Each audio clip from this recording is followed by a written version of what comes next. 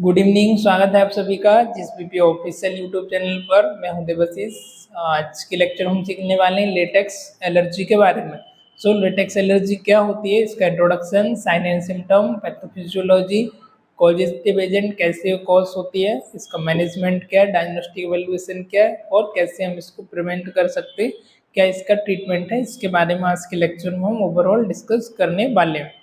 तो latex meaning होता है क्या है, सबसे पहले ये समझने की बात है। लेटेक्स जो आपका प्लांट होता है, रबर प्लांट जो होते हैं, रबर का जो ट्री होता है उससे क्या एक फ्लूइड सीक्रेशन होता है, वाइट मिल्क की दूध के जैसा एक प्रोडक्ट, उसका एक फ्लूइड सीक्रेट होता है।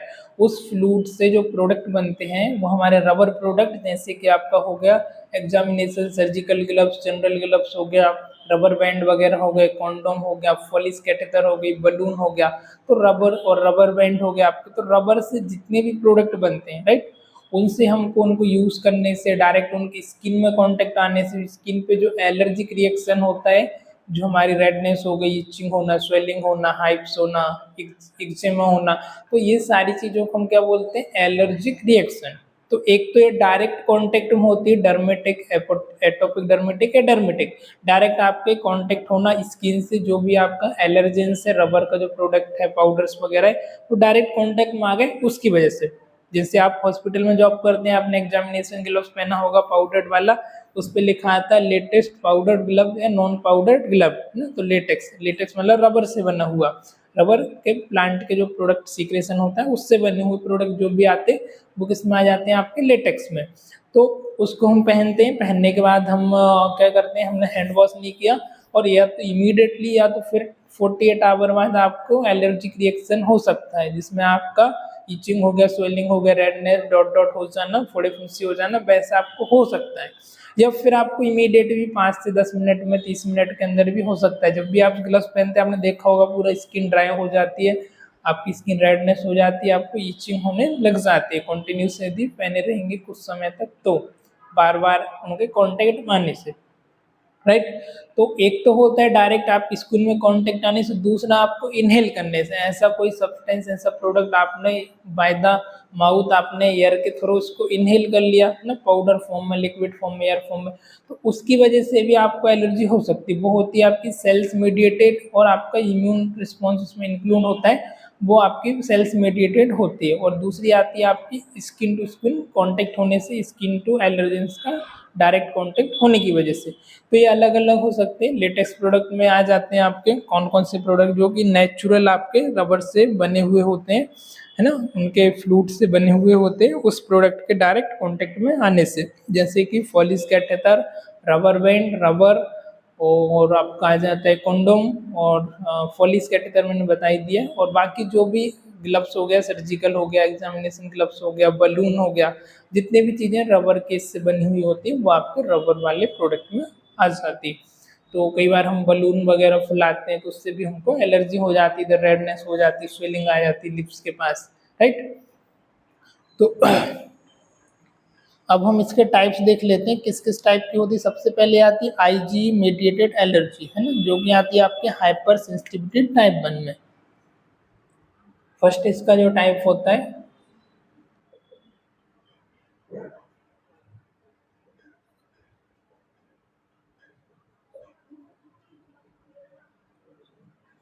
IG mediated,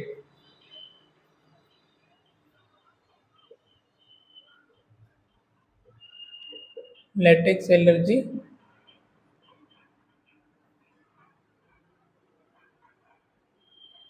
type 1 hyper sensitivity,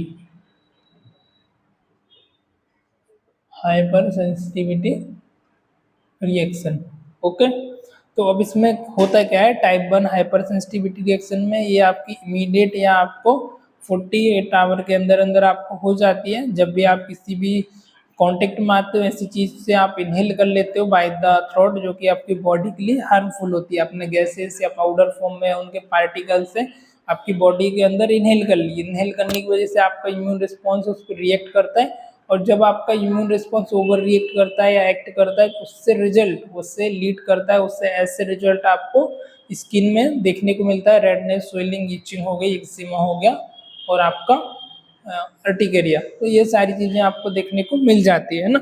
you have a type 1 latex allergy, your allergy to protein from the natural rubber tree during IgE mediated allergy reaction, your body's immune system overact to a substance like latex that is harmful। जो latex होता है वो आपकी body के लिए harmful होता है। इससे रिएक्ट करने के लिए आपकी बॉडी क्या करती है, आईजी मेडिएटेड एलर्जी को फॉर्म करती है, जो कि एक प्रोटीन होता है। प्रोटीन्स को न्यूट्रलाइज करने के लिए, उसको उससे अटैक करने के लिए उसको क्या करती है, रिलीज करती है आईजी मेडिएटेड को। इसके लिए हम इसको बॉडी इम्यून रिएक्शन या ओवर रिएक्ट होने की वजह से जो होता है उसको बोलते हैं immune reaction, right.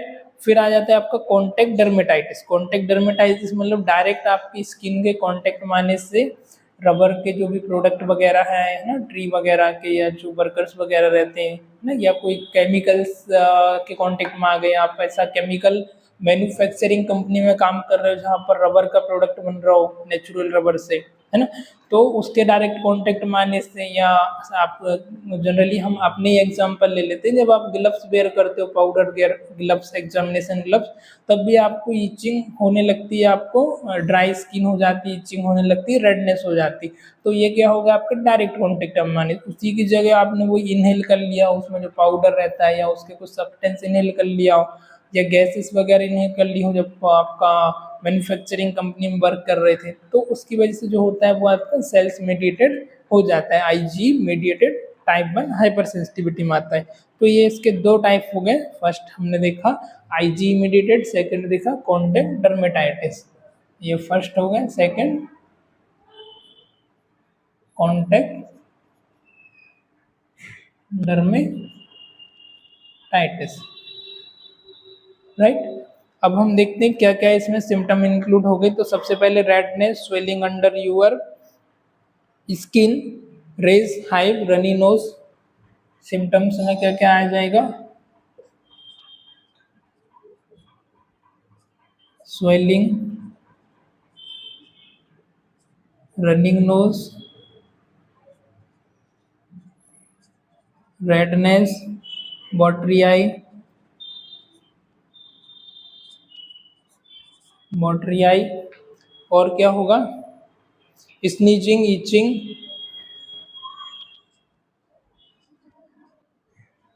Sneezing,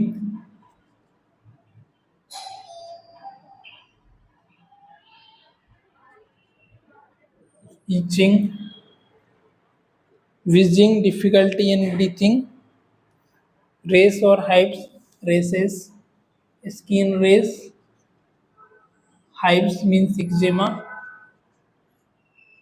eczema, और क्या होगा, wheezing, breathing difficulty.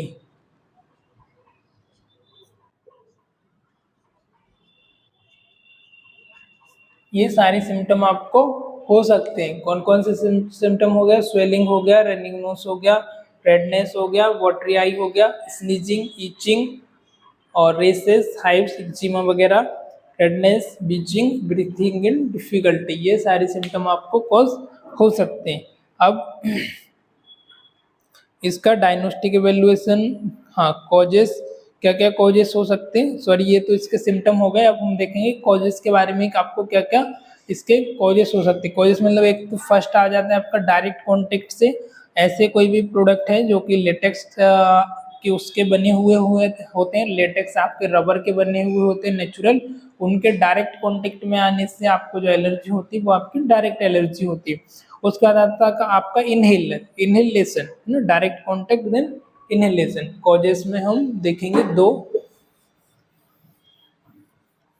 First causes आ जाएगा आपका डायरेक्ट कॉन्टेक्ट देन इनहेलेशन।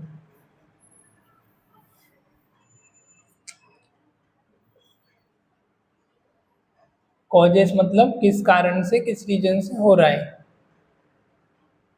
तो फर्स्ट डायरेक्ट कॉन्टेक्ट,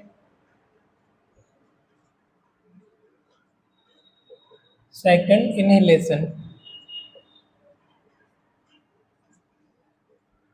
इनहेलेशन मतलब उसको सांस के द्वारा अंदर इनहेल करना, इनटेक करना, डायरेक्ट कॉन्टेक्ट में क्या क्या आ जाएगा, the most common causes of the latex allergy involve touching latex containing product including latex glove, condom और balloon.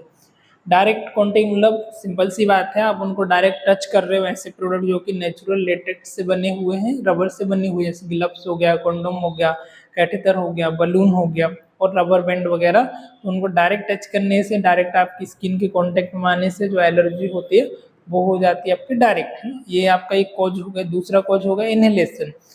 Latex latest product especially gloves release latest particle, you can breathe in these particles when they become airborne।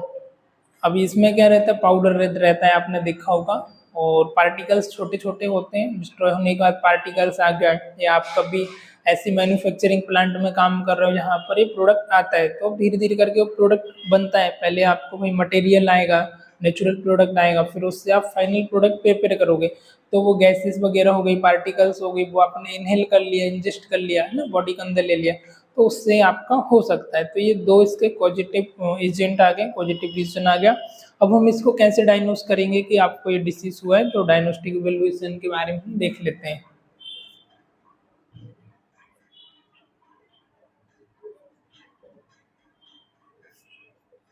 Diagnostic कैसे करना है, blood test कराना है सबसे पहले, तो आपको सीबीसी कंप्लीट ब्लड टेस्ट कराना है। To test Ig mediated latex allergy, your provider might order a blood draw, a lab test, the blood sample to see if you have Ig antibodies that react to latest protein। Right, अभी आपको क्या कराना है, आपका test कराना है, इसमें आपको आईजी टेस्ट वगैरह भी देखना है और complete blood count CBC test कराना है। स्किन टेस्ट कराना है आपको। During the skin test your provide character and prick your skin with small amount of the latest protein, they measure how much your skin react if at all। क्या करना है आपको, skin test वगैरह कराना है। और दूसरा रेस्ट टेस्ट आता है, वो भी आप परफॉर्म करा सकते हो, पर थोड़ा सा वो कॉस्टली होता है, राइट, तो वो उसको अवॉइड करके बाकी का सीबीसी वगैरह, स्किन टेस्ट वगैरह करा सकते हो, राइट। ये टेस्ट आपको करा लेना है। फिर मैनेजमेंट कैसे करोगे, हिस्टामाइन उसको दे सकते हो, इफिनेफ्रिन दे सकते हो। Histamine, if your reaction or to latex is mild, histamine may be minimize your symptom if you have to come contact with the latex। यदि आपको माइल्ड है तो जो हिस्टामिन मेडिसिन होती है जो भी इसके अंतर्गत आती हैं वो इसको कम कर सकती हैं, पर यदि थोड़ा सा सीवियर केस हो गया तो आप इफिनेफ्रिन भी प्रेफर कर सकते हो। और साथ में जो इफिनेफ्रिन का इंजेक्टर आता है, इंजेक्टेबल इंजेक्शन आता है जो हम सेल्फ से भी इंजेक्ट कर सकते हैं, तो उसको आपको प्रेफर करना है, साथ में आपको कैरी करना है इफिनेफ्रिन का इंजेक्शन, राइट, तो इससे आप कम कर सकते हो। थर्ड, आपको इन्फ्लेमेटरी है, इम्यून रिस्पॉन्स है, स्वेलिंग है, तो आप स्टेरॉइड भी प्रेफर कर सकते हो, क्या, एंटीहिस्टामिन, इफिनेफ्रिन और स्टेरॉइड। डायग्नोस्टिक में हमने क्या किया, RAST RAST test, skin test,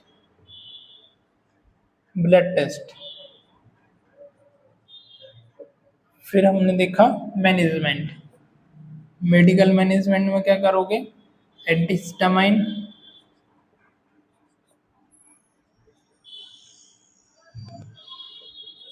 antihistamine देना है, स्टेरॉइड और इपिनेफ्रिन।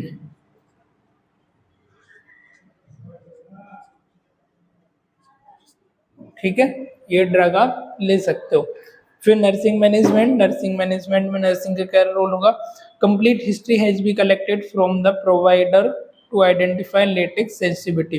कंप्लीट हिस्ट्री कलेक्ट करना है, पहले से भाई उनको एलर्जी तो नहीं है, वो चीज़ों के बारे में पूछना है। यदि एलर्जी हुई है तो आपने कौन सा प्रोडक्ट यूज़ किया था, क्या वर्क करते हो, क्यों आपको एलर्जी हुई है, what is the reason behind that, उसके पीछे क्या रीजन है, किस कारण से हुई है, वो आपको फाइंड आउट करने की कोशिश करना है। पेशेंट से आपको कंपेरिहेंसिव हिस्ट्री करना है, फिजिकल एग्जामिनेशन करना है, किस जगह पर हुआ है, कितना हुआ है, सीवियरिटी क्या है, पेन वगैरह तो नहीं है।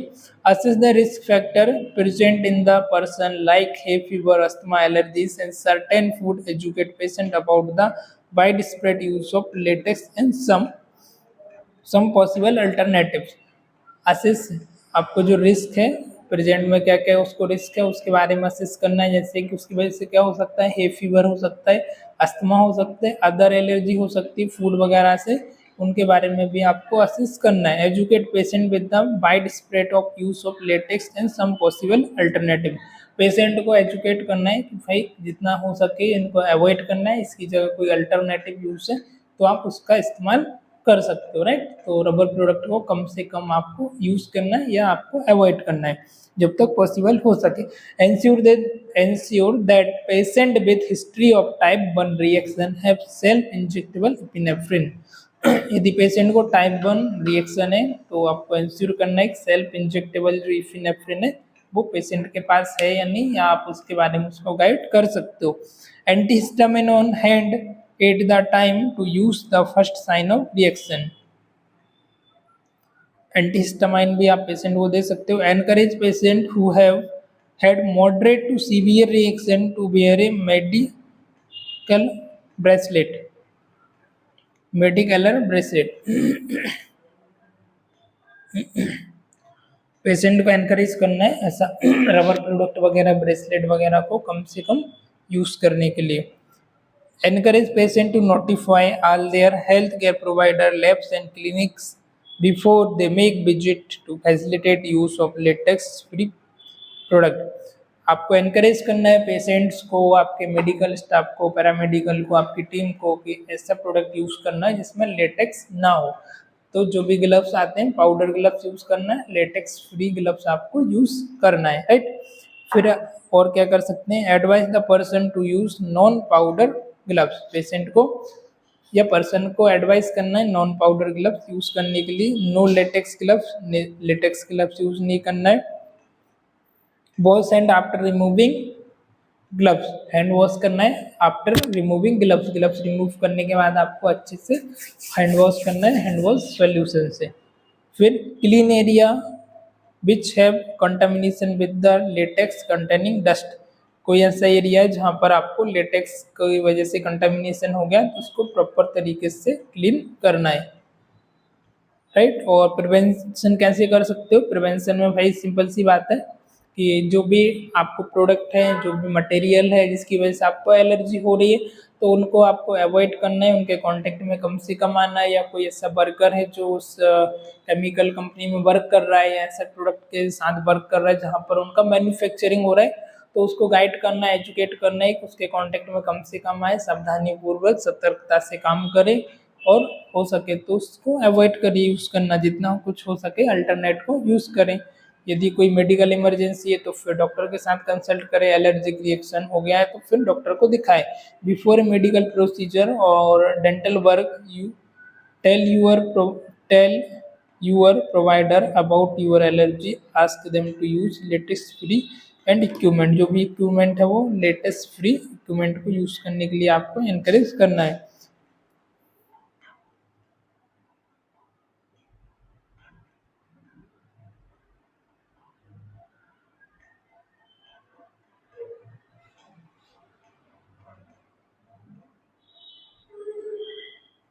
हाँ, जब भी आप खाना वगैरह ऑर्डर कर रहे हो तो यदि आपको सीवियर एलर्जी है लेटेक्स से तो आपको जो रेस्टोरेंट में जहाँ भी आपने फूड ऑर्डर किया उनसे आप बात करके पूछ सकते हो कि भैया आपने जो खाना बनाया है तो लेटेक्स ग्लव्स वगैरह तो यूज़ नहीं किया है, राइट।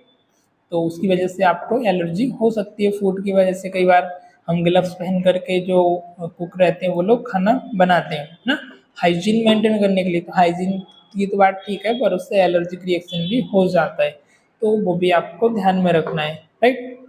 तो आज के लेक्चर में इतनी, एक बार हम इसको रिव्यू कर लेते हैं। हमने इसका इंट्रोडक्शन देखा, लेटेक्स एलर्जी क्या होती, ये कैसे होती, लेटेक्स एलर्जी, इसके टाइप क्या थे, आईजी, मेडिटेड और कॉन्टैक्ट डर्मेटाइटिस। उसके बाद हमने साइन सिम्टम देखा। कॉजेस में डायरेक्ट और इनहेलेशन 2 टाइप से कॉज हो रही है। डायग्नोस्टिक टेस्ट में हमने क्या क्या देखा, फर्स्ट डायग्नोस्टिक टेस्ट में हमने देखा हैव ए फैमिली हिस्ट्री, पहले से कोई फैमिली हिस्ट्री वगैरह तो नहीं है, वो आपको पूछना है। आपको फैमिली मेंबर विद एलर्जी, कोई फैमिली मेंबर तो नहीं है जिसको एलर्जी है। Use latex product as a part of your job और हॉबीज, आप अपनी जॉब में या आपकी हॉबीज या कोई ऐसा कुछ तो नहीं है जिससे आप लेटेक्स ग्लव्स को ज़्यादा यूज़ करते हैं, वो भी आपको हिस्ट्री कलेक्ट करना है। हैव सर्जरीज और अदर मेडिकल प्रोसीजर। कोई सर्जरीज वगैरह तो नहीं हुई है, कोई मेडिकल प्रोसीजर तो नहीं हुई है, क्योंकि उसमें प्रोन रिस्क रहता है आपको ये इन्फेक्शन होने का ज़्यादा। What test use for the diagnostic और लेटेस्ट सर्जरी, टेस्ट वगैरह कौन कौन से करा सकते हैं उसमें हम देखा, skin test, blood test, complete blood count और रेस्ट टेस्ट भी आप करा सकते हो, स्किन टेस्ट करा सकते हो। मैनेजमेंट एंटीहिस्टामिन, स्टेरॉयड और इपिनेफ्रिन, ये मेडिकल मैनेजमेंट है। नर्सिंग मैनेजमेंट में नर्स जितना पॉसिबल हो सके उसको एजुकेशन वगैरह देना और अवॉइड करना पाउडर ग्लव्स को, लेटेक्स ग्लव्स को यूज़ करना, ऐसे प्रोडक्ट को अवॉइड करना जो कि लेटेक्स मटेरियल से बने हुए होते हैं, और यूज़ करने के बाद फ्रिक्वेंटली हैंड वॉश कर लेना हैंड वॉश सॉल्यूशन के साथ। इस तरीके से हम उसको प्रिवेंट कर सकते हैं, नर्सिंग मैनेजमेंट कर सकते हैं। आई होप आज का लेक्चर आपको समझ आया होगा। छोटे छोटे से टॉपिक हैं, इजी है, ज़्यादा कुछ नहीं है, लगभग सब एक जैसे ही है ना, थोड़ा थोड़ा फ़र्क है, पर समझने से समझ आ जाएगा और ज़्यादा डिफिकल्ट तो कुछ नहीं है, इजी सा है। एग्जाम में भी आता है, एक दो कुछ पूछ लेते हैं एक चैप्टर से, है ना, तो कौन सा आ सकता है तो अपने को नहीं पता है, पर इम्पोर्टेंट वगैरह हम सब डिस्कस कर लेते हैं, राइट। चलिए आज के लेक्चर में इतनी, मिलते हैं किसी और लेक्चर में, तब तक के लिए bye bye, thank you for watching.